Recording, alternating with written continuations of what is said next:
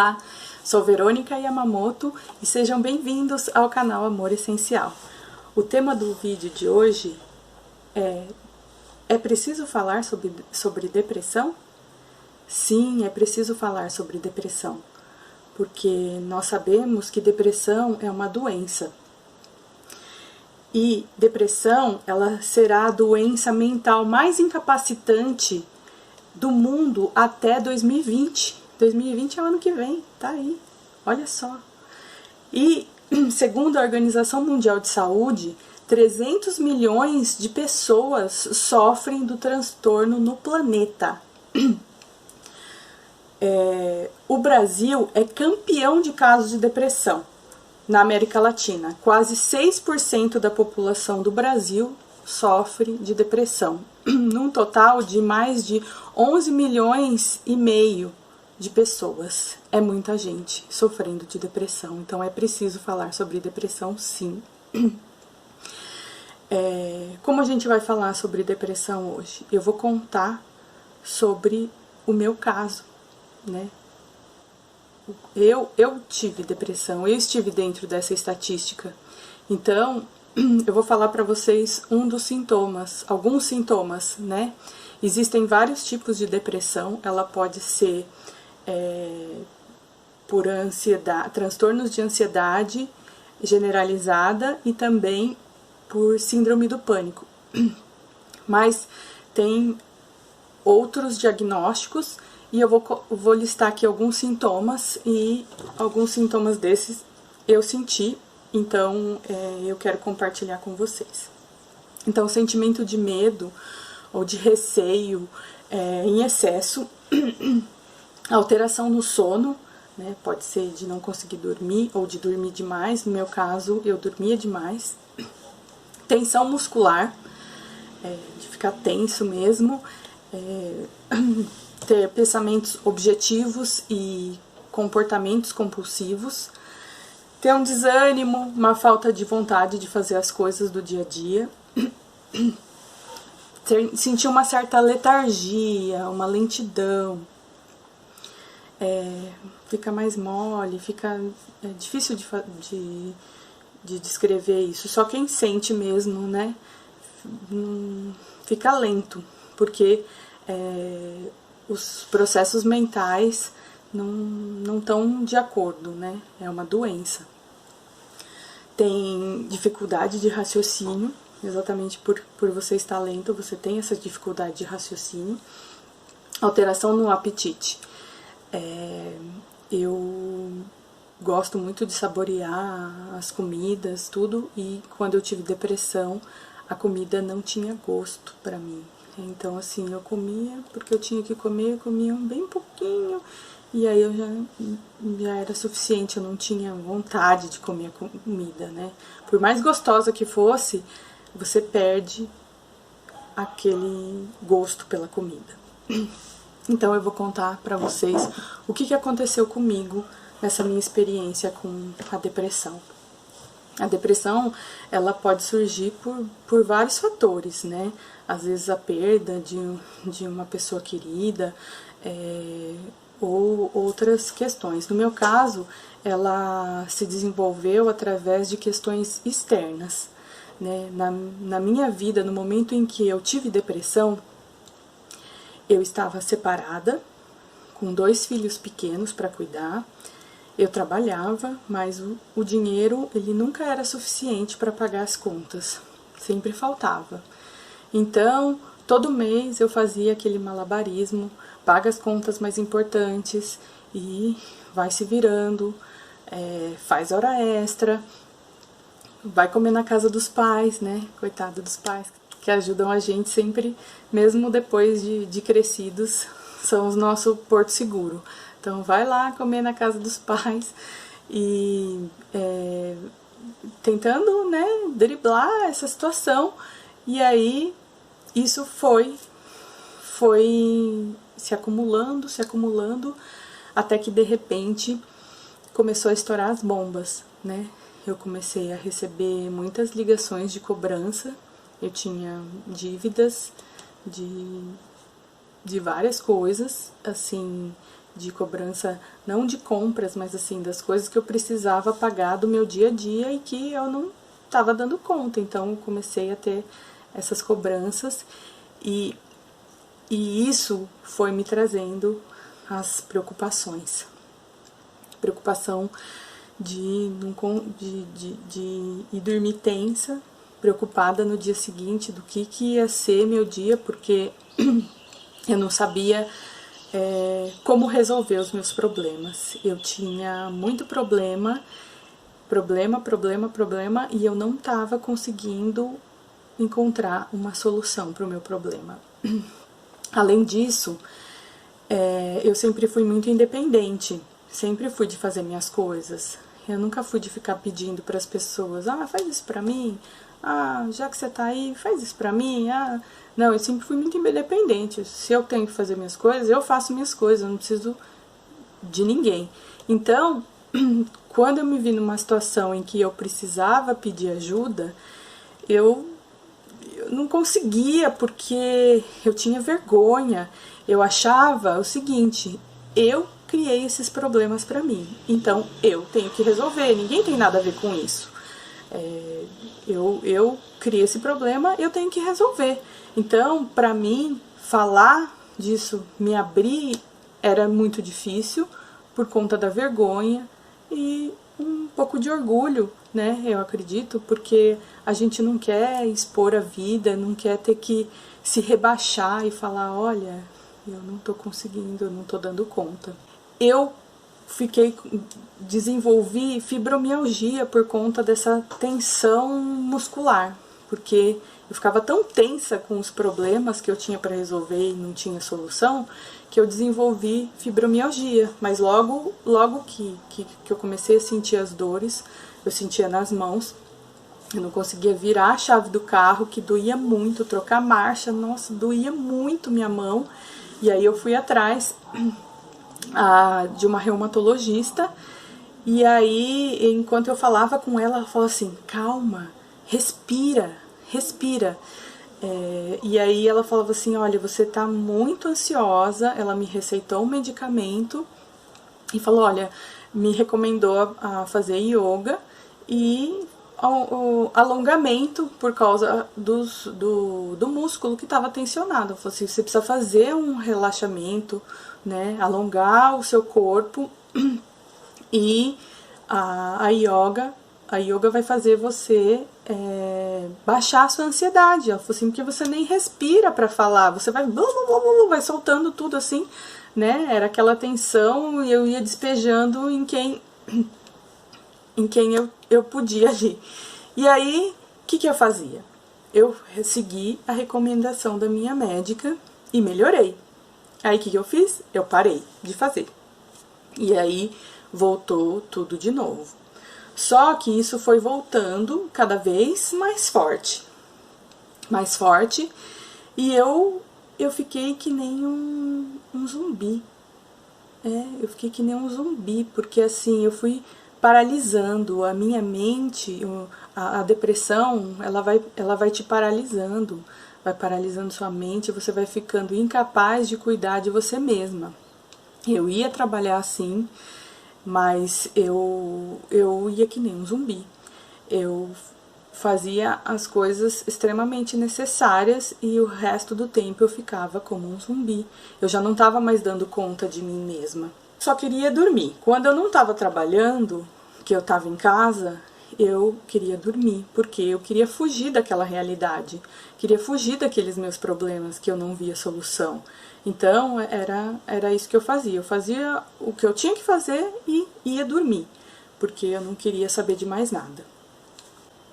Minha mãe ligou para uma psiquiatra e falou, olha, eu preciso que você agende uma consulta rápida para minha filha, faz um encaixe aí, porque eu não sei do que minha filha é capaz. Eu já estava dando sinais de que eu estava muito mal. Sim, eu tive pensamentos suicidas.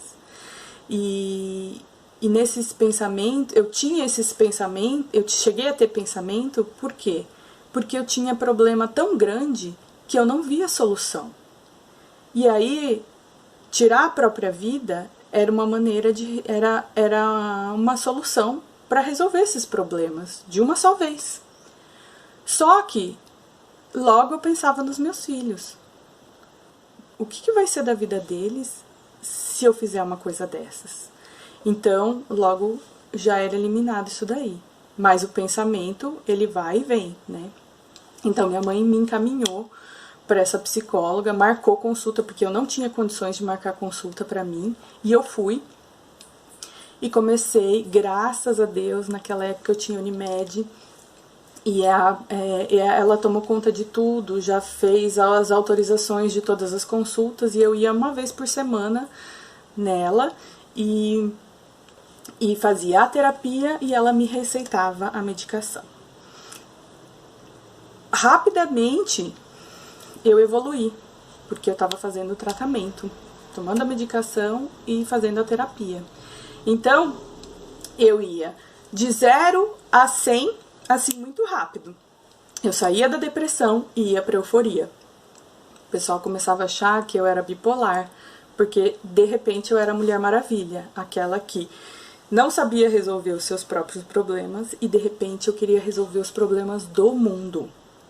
Então, eu fiquei nessa durante muito tempo. Por quê? Porque eu não queria tomar medicação para o resto da minha vida. E tinha muitas pessoas que vinham falar para mim: olha, você vai tomar medicação para o resto da sua vida. Outros vinham para mim e falavam assim: você não precisa disso, você não precisa de remédio, você é maior que tudo isso. E eu ficava maluca com isso tudo. E eu sempre fui uma pessoa que nunca gostei de tomar medicamento. É muito raro tomar medicamento. Então, assim, tomar aquele medicamento pra mim não era uma coisa legal. Mas eu precisava daquilo naquele momento. Então, eu tomava, melhorava, falava: não preciso mais disso. Punha de lado ali. E aí, começava a cair. Caía meu rendimento, eu voltava no tratamento. Eu fiz isso várias vezes. Minha médica me chamava atenção: você não pode fazer isso, a gente tem que conversar, a gente tem que chegar, eu tenho que te dar alta, você vai ter que me falar: olha, eu estou me sentindo bem, vamos começar a reduzir esse medicamento, eu vou analisar e a gente vai combinar, mas você não pode parar de uma hora para outra, senão vai acontecer isso que está acontecendo com você. E foi assim que eu acabei saindo desse quadro de depressão, e eu estava mesmo no fundo do poço, onde eu não via solução para nada, eu não tinha condições de cuidar de mim mesma, e eu consegui sair dessa situação. Então, eu contei essa história assim, bem por cima, né? Ela tem muita história para contar, mas por que eu contei tudo isso para vocês, né? Tô me expondo, né? E contando porque a gente não precisa ter vergonha. Depressão, essas rótulos que colocam, né? Esses preconceitos que tem sobre depressão, a gente tem que eliminar através do conhecimento. Então, precisa saber. Só quem já teve depressão sabe o quanto é difícil, né? Quem não tem, não imagina. Então, às vezes, acha que é frescura, né? Mas não é. E ninguém quer ser um depressivo porque fala: eu vou escolher ser depressivo. Não.